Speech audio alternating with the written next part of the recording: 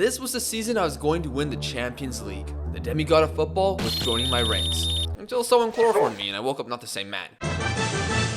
We're in 2012, where Messi's in the middle of the greatest goal-scoring year in the history of the sport, where Cristiano Ronaldo is competing with him for the Ballon d'Or, and any other accolade you can imagine. The Spanish national team won their third straight international tournament, and of course, Pep isn't himself. If you don't know about Malaga, in 2012, they entered the Champions League and were managed by Manuel Pellegrini. In Europe, they went to the quarterfinals, where they were eliminated in the most heartbreaking fashion. Goals in the 91st and 93rd minute handed Dortmund a 3-2 win on aggregate. Malaga would go on to miss out on Europe, and their time in the sun began to light out. 5 years later, they finished bottom of La Liga. Then a little over 10 years past their near semi-final appearance, they're now in the third tier of Spain, where the fans pretend tourists are new signings in order to bring a little joy among themselves. However, with me, none of that happened. We're back with the likes of Joaquin, Saviola, Julio Baptista, Pulalan, De Michelis, Caballero, Kameni, and the jewel, Isco.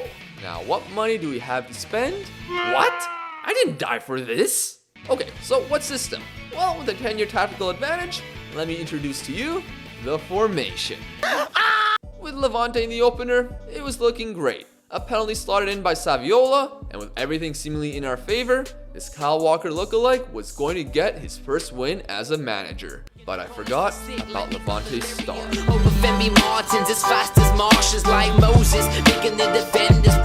Yeah, the season start was bringing the Pep with no money claim into reality. 4 matches in, and 1 victory. On the 5th match day, Granada went 2-0 up with El Arabi and Machis. I had to return to a simpler time. Definitely had that in the plan. The side looked rejuvenated, yet we were still behind 5 minutes before the 90th. However, an unexpected player found the equalizer, and that man was Tulalan. The boys could be proud for coming back, but as we passed added time, the ref allowed us to counter. Joaquin is cooking! Joaquin! No one's stopping him! Joaquin! Golazo Saviola!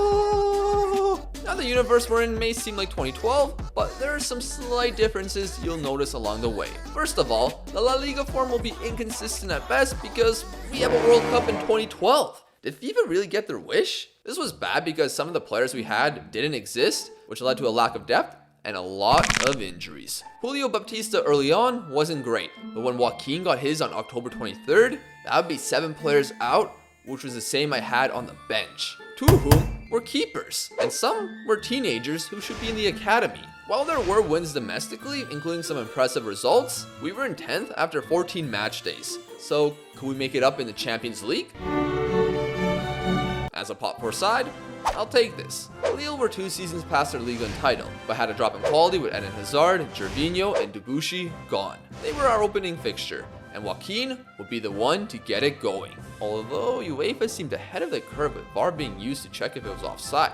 You won't see that in La Liga. Lille also had Dimitri Payet, who nearly had the assist of the season. Unfortunately, we couldn't stop Tulio de Melo's 193cm figure to equalize. No need to fret. We responded right after the half with Saviola and held on for our first victory. Next up was RB Salzburg, who had a few names of note like Sadio Mane and Valon Berisha. This was supposed to be the easiest match, but the fixture congestion became apparent. We lost the game, not because of Mane or Berisha, but instead of Alfred Kocher. He seemed like a figment of my imagination, but he began in defense and must have been moved to striker as he hovered in the box for a late winning goal. Porto was low-key a force to be reckoned with. 2 seasons ago, they won the Europa League, and this squad had some nasty players. Jackson Martinez, the Brazilian fullbacks of Danilo and Alexandro, João Moutinho, and of course, golden boy, James Rodriguez. In our first encounter, we drew 1-1, but in our visit to Estadio de Dragao,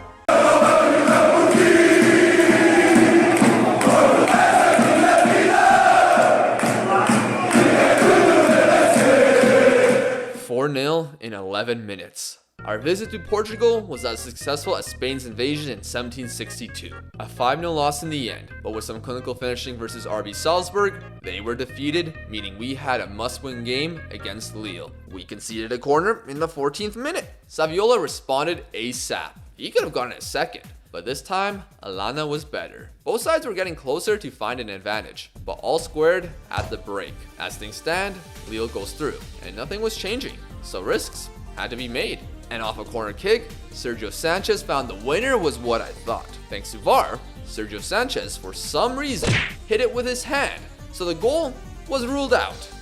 Then, but we get it back, one final chance. Please. Let's go! Oh my days! We left it so late, but we qualified for the knockout stages thanks to a 16-year-old Fabrizio Linga. Our opponents would be PSG. Somewhere an old Greek guy shivered with no known reason. With England triumphant in the 2012 World Cup over Argentina, we returned to club football in late December. Wait, that means Roy Hodgson is a World Cup champion. Maybe a break was needed since we started to get some good results. Saviola grabbed a brace versus Deportivo La Coruña and got the winner versus a struggling Real Sociedad who featured Griezmann and Carlos Vela.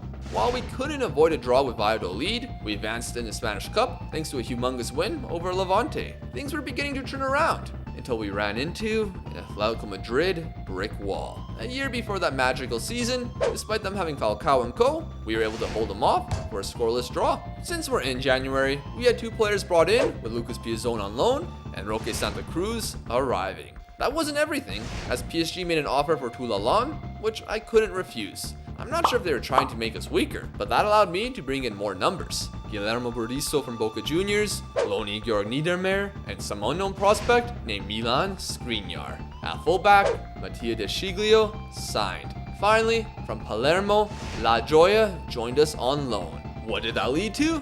3 losses in a row. Away to Sevilla thanks to Diego Perotti, Atletico Madrid breaking down our bus despite our initial lead, and Obafemi Martins being an unstoppable force. Sadly, this is the last we'll ever see from him, as Saudi Arabia decided to implement plan, spend all the money in 2013, as the beloved Nigerian went to Al Shabaab. For the next few months, La Liga won't be mentioned in too much detail because we were kind of making a fool of ourselves. There was an 8-game period where we didn't win a match, but we'll update on that after the Champions League.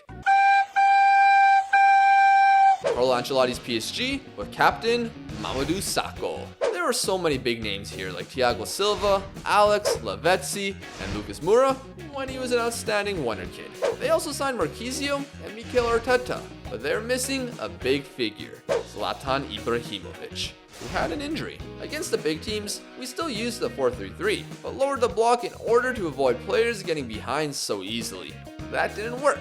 It was always going to be a tough game. However, we weren't out of it. With 20 to go, Julio Baptista found Saviola in rooms of space, and the Argentine took our one big chance. PSG nearly restored their lead, but we kept it even heading into the second leg. Javier was our top scorer, and while he had brain fart moments like against Real Madrid earlier on in the season, he was someone I had a ton of faith in. Speaking of Madrid, we faced off with them before the PSG second leg, managed by Jose Mourinho and his 5-2-2-1 gegenpressing, pardon me, and he's playing Casillas? What is this? Regardless, Cristiano Ronaldo was missing. This man was terrorizing the league early on, including a 7-goal display versus Real Betis. He saw the praise Messi was getting, and worked even more than usual to be better than the best. But he may have been overdoing it. Down 3-0 in the Spanish Cup versus Athletic Bilbao, he got one back, but was clearly having a tough time physically. Then, a few minutes later, he was tackled, damaging his cruciate ligament. He still ended up as the runner-up for the Pichichi despite only 17 appearances, but questions began if he was replaceable, as Real Madrid did win the title. Regardless, having to face them before PSG was annoying, and we lost due to a Natura own goal. Heading into the Parc des Princes, Zlatan returned, which should worry anyone, especially me. We also haven't heard much from Isco this season, a man with all the promise in the world, but despite being labeled as unpredictable, it was quite the opposite.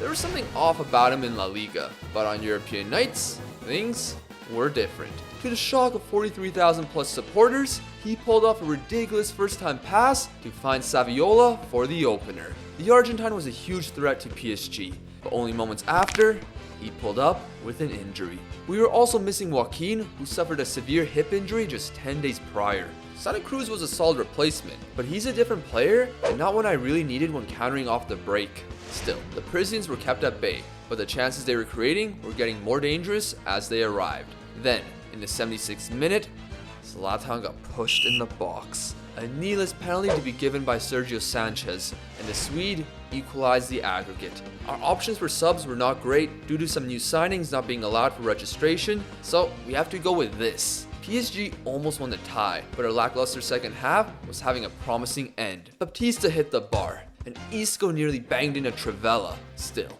extra time arrived.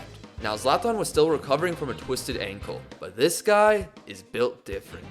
Demichelis, who hadn't even played an hour, shat himself in his sight and decided to let him have the ball. Now into the latter stages, we had to push for an equalizer. Olinga was being prepared. However, before subbing him in, an innocuous corner occurred. You gotta at least try. Huh? Is that onside? Okay. Cancel those subs. I then began contemplating penalties and whether to sub in Kameni. Then I realized, Oh wait, away goals! yeah, away goals are a thing. And with the ref blowing the final whistle, it was confirmed. Santa Cruz delivered and Malaga advanced to the quarterfinals. But we'd be missing Saviola and we're facing Sir Alex. Rooney, Van Persie, Vidic, Nani, Evra, and a whole lot more. They were leading the Premier League by a large margin, but we can't fear Fergie's outdated tactics. The braveness was shown by Julio Baptista, who drove forward with the ball and was taken down for a pen. The Brazilian converted, but we couldn't keep a clean sheet as Paul Scholes found Ben Arfa wide open to make it level. Side note, surely Fergie wouldn't sign Ben Arfa. United had some crazy moments like Patrice Evra smacking the bar, as well as Rooney missing from point-blank range. I'll take a 1-1 draw, and with no midweek games in between, we hosted the Red Devils 6 days later, and Saviola was able to make the bench. Despite the home advantage, United looked dangerous on the kickoff. Oh my gosh, I thought we were conceding in the first minute. The highlight's still going on. Vidic is getting sent off! Red card for Vidic! Fergie was going crazy on the sideline, as his side had to play the entire match with 10 men. That wasn't on the bingo card. But United were out of it. Away goals would have been enough, but Isco scoring made it look a bit better for us. This is insane to say, but Malaga are in the Champions League semi-final. The big question though, what did Santa Cruz say to Vidic before his red card? You know this universe was wild when Arsenal defeated Bayern on pens. In the semis, it's either Chelsea or Dortmund. BVB were minutes away from advancing with a 7-5 lead. However, Chelsea not only scored in the 91st minute, but equalized the aggregate on the 95th, winning on away goals. Porto also made the semi-finals with big man Andy Carroll. Barcelona wouldn't be getting smoked by Bayern, but their season was underwhelming. Messi's goal scoring slowed down, and losing to Real Madrid on the fourth last match day led to a Bilbao draw and a Valencia defeat. Losing La Liga by 7 points saw the harsh dismissal of Tito Villanova. Despite an outstanding midfield of Xavi, Busquets, Fabregas, and Amos Iniesta, we were so close to defeating them. After earning an incredible 2-0 lead, it was gone in a flash thanks to Thiago and Messi. In the reverse fixture at the Camp Nou after our Champions League euphoria, we kept it tight, but couldn't stop Messi. Against Chelsea, we hosted the home tie first. Notable names include Hazard, Mata, Oscar, Ashley Cole, Petr Cech, and Frank Lampard. There was little to note, but the moment Isco and Fernandes weren't on the same wavelength, Chelsea went down and scored this with Oscar's weak foot. Couldn't respond and annoyingly lost. By the way, Rafa Benitez is Chelsea's manager, and I decided to pull some mind games. We had Valladolid in between, and I'm sure Chelsea will be watching, so I decided to revert back to this formation for one game. La Liga was a mess, and I just wanted to cause confusion. However, we actually cooked, winning 4-1. That brought up the overthinking side of me. Will this formation work away at Stamford Bridge, especially since we're down by 1 and need to take the mantle? Or do we go with the low-line tactic that worked in Europe so far, but hadn't been used going into a deficit? I decided to be bold. After an initial wave from the Blues, we started to connect. Baptista had a glorious chance, squandered. But moments later, LSU? He scores! LSU! Immediately after, Saviola's goal was taken away by Dan Var. It's been promising though. And in the second half, in behind, Terry misses it, and Saviola scores. It's 2-1 Malaga. Chelsea need 2 goals now in order to win this tie. Then, more overthinking crept in. Should I implement the other formation and trust my team defensively? We were still making opportunities, but with 20 to go, I switched. Out of all the decisions I've made as a manager, this was the worst one. Just a couple minutes after the changes, Mikel sent a ball over our low line to Juan Mata, who found Lukaku. I realized Chelsea swapped their DMs, so just trigger the press on them and maybe revert to what was working. However, as I was yelling at my team to make those adjustments, Sergio Sanchez just gave the ball back to them. And eventually, John Obi Mikel entered his 2005 U20 World Cup magic and found Jesus Navas in behind. In a span of a minute, we collapsed and missed out on the Champions League final.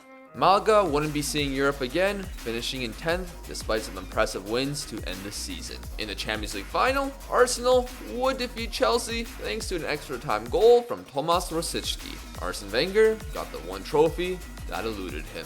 But this got Pep thinking, how did Manchester City do in the season his former self was supposed to manage? Now they have the full set! Manchester City, champions of Europe!